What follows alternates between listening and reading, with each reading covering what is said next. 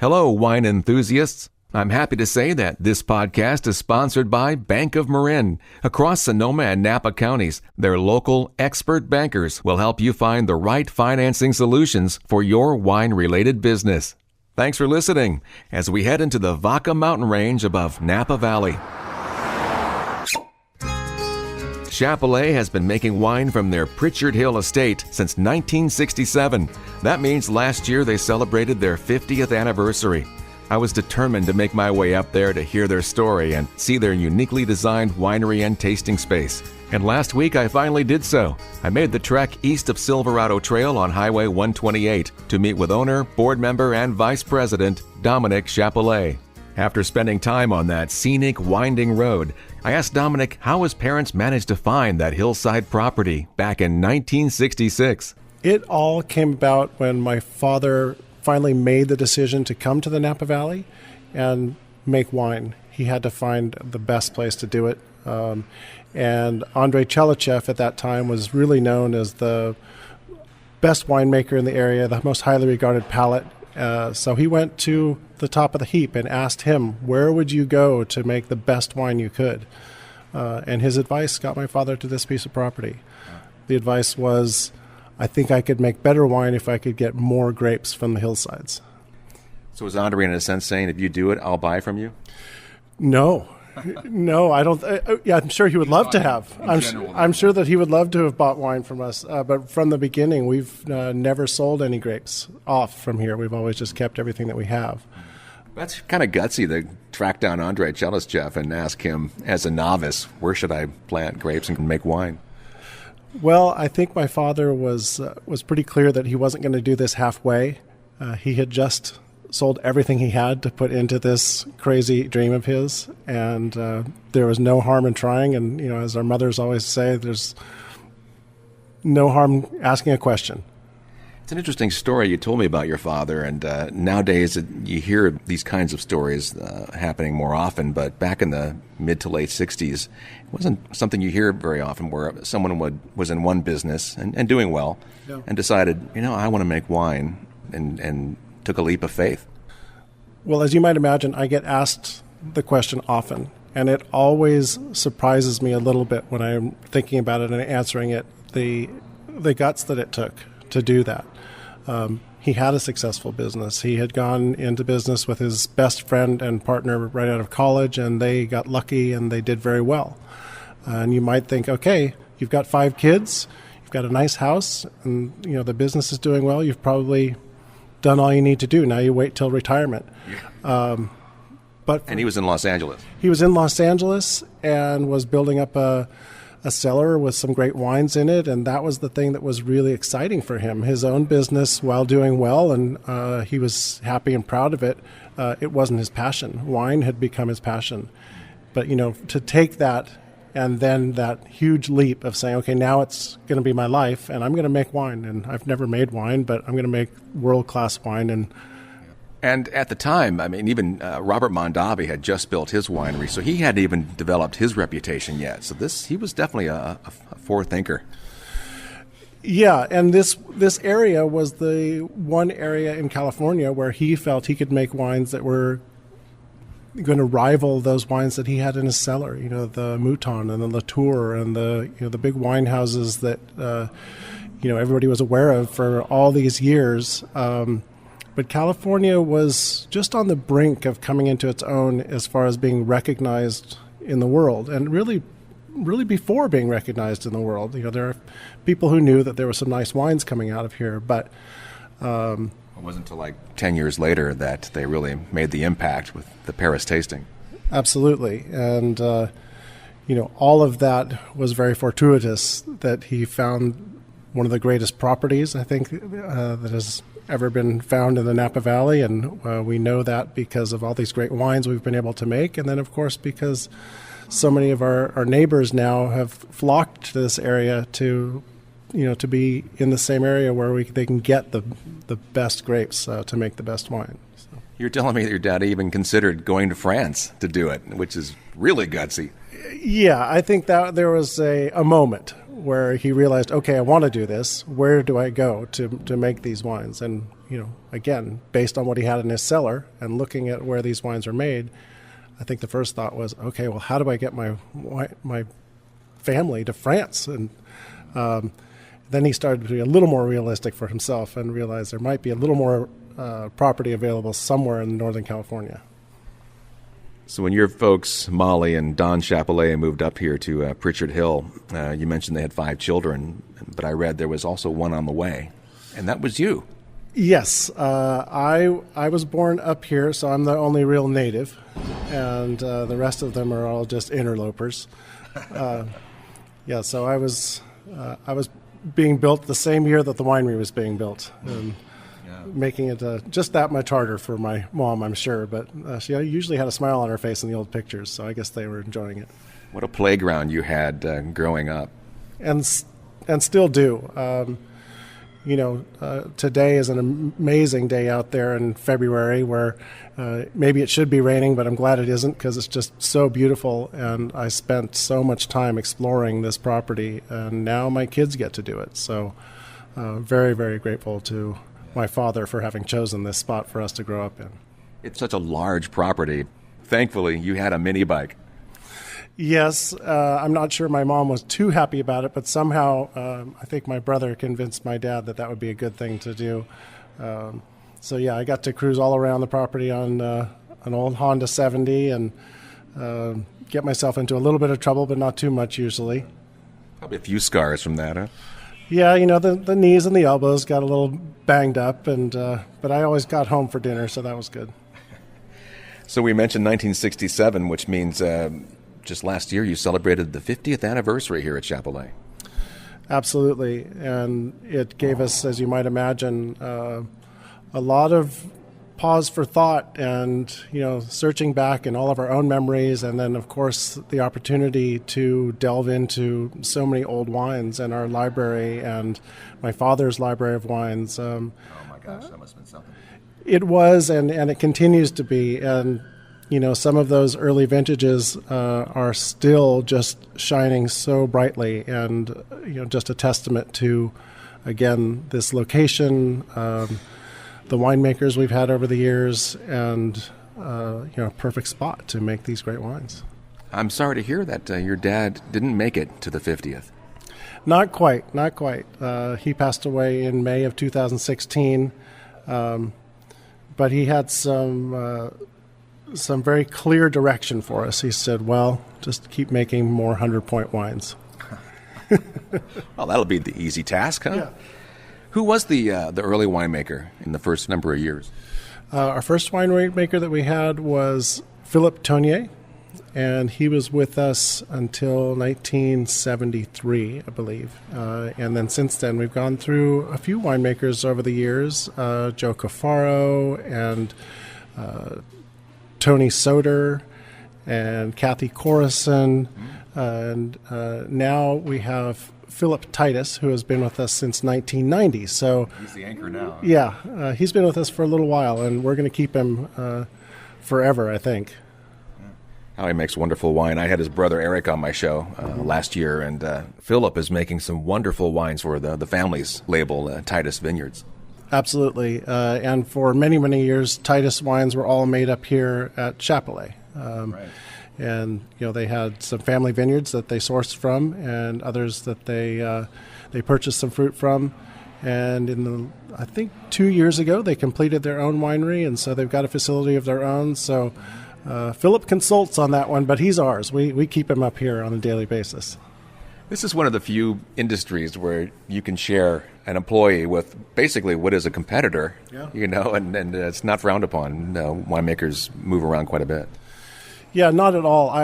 The Valley has always been very giving and sharing of knowledge and time and resources. It was certainly the case in the early years for my parents. They didn't have a facility in those first couple of years that they were up here, and so Robert Mondavi said, "Oh, come down here and you can press your fruit out here." And Joe Heights said, "Well, we've got a spot for you to if you need to do the fermentations at our place." And then the Davies said, "Well, we've got some empty caves if you want to store the boxes once you've got them in bottle." And that's the way it's continued to be in the valley. We still see that to this day. It's harder to do with 500 new wineries up here than it was when there were only 32 of us, but still very generous. And there have been tons of winemakers. I say tons because I can't even think of how many assistant winemakers we've had over the years, but that have gone on to, do great things on their own right. And we're still in touch with so many of them. And we're all happy for each other's successes. I am respectful of what a tight-knit community the wine industry is. He's Dominic Chappellet of Napa's Hillside Chappellet Family Winery. He shared some of their delightful wines with me. The signature Cabernet Sauvignon, which was a 2015. And though young, it was beautifully bold and rich, which indicates it will definitely hold up for decades. He also offered the elegant Estate Cabernet Sauvignon, their top of the line, which is the best of their vineyards. And I believe he said it's a club member exclusive. And his team surprised us with a 2009 Las Piedras Bordeaux blend. It offered a hearty expression of the rugged terrain of the Pritchard Hill Estate. And as we started the tour of their facility and vineyard, he offered a bright Chenin Blanc. Very enjoyable. The Chappellet wines have consistently received the highest praise from critics. They're sought after by collectors. And aside from their winemaker Philip's style, their hillside Pritchard estate is a canvas that offers the wine unique complexity and character. It is. And over these last 50 years, we have gotten to know this property very, very clearly and in detail. And so much of that comes from our vineyard manager, Dave Purio, who is out there, as you might imagine, day in and day out with an amazing crew, knowing what this property can do and all of its little intricacies and upgrading all the time. We farm 100% organically. We do everything we can to make the best fruit available to make these wines, and you can't do it without a great location. So we're just trying to make the best of what we were already given when we found this property. He's probably out there today, isn't he, with that crew up there? He is. I saw Dave this morning, actually, right before you pulled up, and said hi to him. And the guys are out there doing their second round of pruning, and they know this property, every vine, intimately. They touch every vine by hand 12 times a year. And if you look around the property and really think about that, that's quite a bit.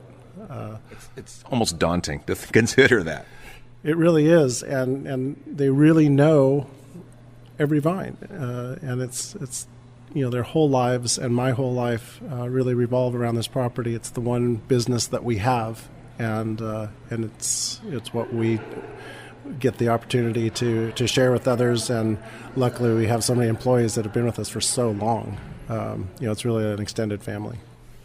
And the winery puts a lot of effort into being thoughtful stewards of the land, and I wanted to go through a quick list here of some of the amazing things that you strive for and continue to do. Chappellet's entire Pritchard Hill vineyard was certified organic in 2012. In 2008, you installed 20,000 square feet of solar panels that now offsets 100% of the winery's electricity bill. That's amazing. An extensive composting program. You reclaim a lot of the water from the winery and use it for irrigation. And even your vineyard equipment runs on 50% biodiesel. So you are very thoughtful in what you're doing here.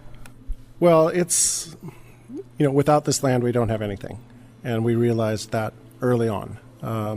So we do try to do everything we can to maintain a sustainable practice in everything that we do. So when we have the opportunity to take a leap forward in technology that parallels that sustainability, we've done it. And the water reclamation is a huge part of it, because water is probably our most precious resource other than the grapes, and without the water we don't have the grapes. So every piece of that hopefully keeps us going far into the future, and hopefully we're planning for that in the best way. You were telling me too earlier when we were walking around that the soil is now actually better than it was 50 years ago.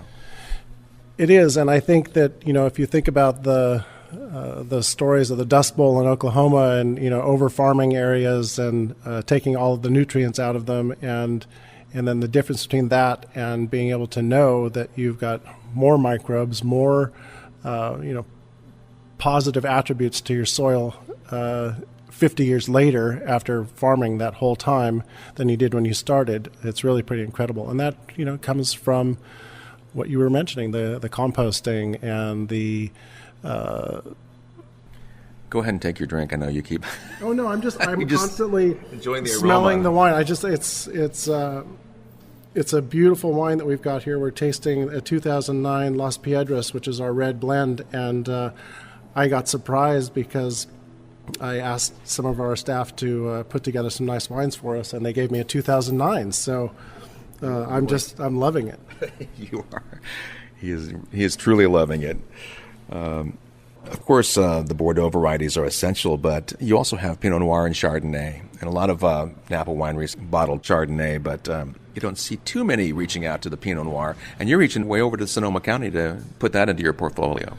Absolutely, and we've been actually making wines that have been coming from Sonoma County for quite some time, and we were doing it as a custom crush facility for a couple other wineries or people who didn't have wineries who needed to make some wine out of those grapes that they had.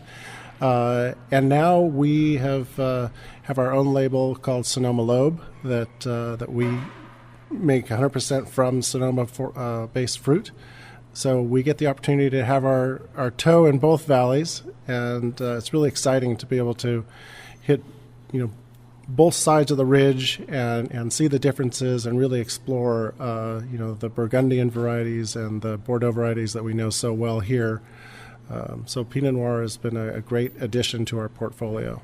And it's gained so much in popularity over the last 10 years or so, even 20 years. Absolutely. And why not have it in your portfolio? Absolutely. And I think going forward, we'll see more of that and more very specific vineyard and block designate Pinot Noirs that we're really excited about doing. So, always expanding our profile as far as our love of wine will never stop, and you're always learning as a winemaker and as a winery owner. And every time I get the chance to try something I haven't tried, I leap at it. So Pinot Noir, while not new to the world, is something we are really loving being a part of. We should also mention your Chenin Blanc, which is nothing new. It's been here since before you guys were here, and we tried that when I first arrived, and man, that had such a bright flavor to it. It was a beautiful wine. That's another one in your portfolio. Yeah, and the Chenin Blanc was one that was here, planted in 1964, right before we bought the property, and luckily we had a winemaker who was not afraid of it to start off with and didn't just treat it with no respect and put it into a jug, which was what was happening with so much of the Chenin Blanc in the late 60s and early 70s. But we decided to make a dry Chenin, and it's been a favorite of ours for so many years, and now we only have 3.5 acres of Chenin Blanc vines left, so we make less than 1,000 cases, and most of it is sold right here, but it's still a huge favorite. It's a great way to start off any summer evening, certainly. Yeah, it's beautiful wine, and you indicated that your mother was the one who was responsible for making sure that you kept those 3 acres. Yes, thank you for reminding me. Otherwise, I'd be in deep trouble. Yeah, my mom was very clear that Chenin Blanc would always be part of the Chappellet portfolio. So when we had to tear out those old vines that were just not producing anymore, she was quite clear that we needed to find a new spot for some Chenin Blanc. So now we have those 3.5 acres right behind the winery, and they're really producing some amazing fruit. I always enjoy when you go into a winery's tasting room or even like a barrel room where we are here, and you see artwork around. And we are surrounded by canvas artwork, and it gives it such a little more depth to the whole experience. And I'm guessing your mother probably has something to do with this too. She does. She has been, the basis for the look and feel of Chappellet right from the beginning, and art has been a huge part of all of our lives because of my mother. So whether it's canvas art or art in the gardens or how the vineyards are laid out or the rock walls that are made, art has been a huge part of what we do. So much of what we're seeing here in the winery is done by family or by the extended family. The wife of Philip, our winemaker, his wife Laura, has some paintings in here. My mother's assistant, Julia, has some beautiful paintings in here, and we have some art from some of the well-known painters of the 1960s in Los Angeles that decorate the the walls in the front office. So, art goes hand in hand, of course, with winemaking, and winemaking, I think, is half science, half art. Definitely. And you can't get away from it, and we wouldn't want to. It's part of what we do. Right. And another thing they're determined to do is to keep the winery family run. With 5 siblings and now some grandchildren, that indicates the possibilities of decades of family success in the future. Yeah, so my 5 siblings, they're all older than I am, and from time to time there has been involvement of each of us directly at the winery. Cyril, my brother, is the one who has been here the longest, really dedicating himself to our winery since the 80s. I've been here coming up on 15 years, so I'm pretty established as being part of the workings of the winery. And but over time, my sister Alexa has worked as a cellar hand here for a couple harvests. My sister Carissa is our legal counsel. My brother John Mark was the one who really pushed us to do the solar panels and do the organic farming. And my sister Leisha has been a huge part of the art initiatives up here, and whether that's building new rock walls or giving us our art labels for our wine. So all of us have a really deep interest in this winery and keeping it going into the future, and we'll have to come at it with our own strengths, but I think we've been able to find a good balance in doing that. Well, that was my next question is, do you anticipate this going into the future? Because with these grandkids, the legacy can continue. That's the hope, and we'll see if... no one will be forced, though, will they? There's not going to be any force, but we want them to, to love this property and know that if they've got something to contribute to this business, that we welcome them. So hopefully, as they grow and they look at what else is out there in the world, and then they look back to this beautiful property and this amazing business, they see it might not be a bad place to wind up. I certainly did, and I'm glad that I had the opportunity to. How is it with 5 brothers and sisters that you, the baby, ended up being the CEO? Well, I'm not quite at the CEO level yet. I'm vice president, but there probably will come a time when I take on that title because, we all transition into next levels of our lives. But really it came about because there was a need for what I was doing here to do some marketing and work out in the market itself, and so I found myself in this position because it was something I loved to do and there was an opportunity, and so from those early days of working in the winery and then working out, going to restaurants and knocking on doors and selling wine, all of that came together, and now I'm up here full time. This winery facility you have, which is also part of your tasting room, is modern and beautiful, and yet this is what was originally built here back in the 60s. It was, and there was a long process as to figuring out what type of building would work here for us. And again, my mother's influence was a great part of that because of her art connections in Los Angeles. She reached out to her friends and said, we're in this beautiful new area, but we want to build a building that will give us all the functionality and still not feel like it's a sore thumb, like it's intruding on this beautiful landscape. So we ended up with this incredible facility, which is if you look at it from the outside, it's a 3-sided pyramid. If you look at it from Google Earth, it looks like a triangle, and that's where our symbol comes from on our labels. And it's the really interesting thing that you don't truly understand unless you walk into the winery is that it looks smaller on the outside and then it expands on the inside. And that's a hard thing to do architecturally, but we seem to have done it. And I think it will always feel modern and beautiful. It's really an amazing design. It's 2 levels, but even from the outside, it looks like it's sleek. It's got a low profile, but it's got a lot of space in here. Well, certainly a lot of space on the ground floor. There is a small office space upstairs where all of our tasting associates go to do their computer work. And the thing that we found when we realized that we had run out of space in this wide open floor space here in the winery was that you can't just add a wall to a pyramid. So we do have another facility that is right next door that we call our barrel shay, and that's about a 15,000 square foot barrel facility, and very modern and beautiful. But again, we made it as low profile as possible so it would blend in with this beautiful building, and I think it's done pretty well. Well, Dominic, I certainly appreciate you hosting me today, and what a great experience it is, and I'm sorry it took me so long to get up here. Well, it takes everybody a long time to get up here, so don't feel bad. We just feel grateful if you actually find your way. We're a bit hidden, and you have to pay attention to get here, but I think it's worth the trip. That's what makes it special. I think so. We can hide out here and go wine tasting in the vineyard anytime you want. Well, I definitely will take him up on that offer. Dominic Chappellet. I sure enjoyed my time at the Chappellet Estate, and do look forward to going back. You might want to take a nice drive up into the hills above Napa Valley and visit sometime. You'll love the wine. Their website is chappellet.com. That's CHAPPELLET.com. If you're listening to this on iTunes, Stitcher, or another podcast provider, you can find more interviews and interesting content on my website, onthewineroad.com. I'm on Facebook as On the Wine Road, and Instagram and Twitter at JD Wine Road. If you'd like to join my wine community, look for me on Patreon. There I provide compelling tidbits you won't find elsewhere, and I give you tempting incentives as a patron.